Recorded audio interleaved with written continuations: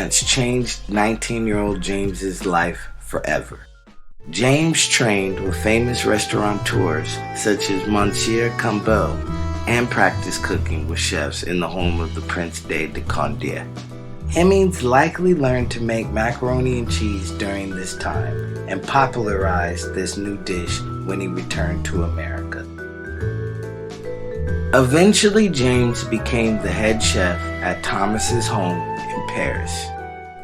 In France, slavery was illegal, and Thomas had to pay James wages for his work. Even though James could have sued Thomas for his freedom, he decided not to. No one is sure why he didn't, but it wasn't easy for a Black American in the Western world. James probably didn't want to be separated from his family. Thomas also promised James that one day he would make him a free man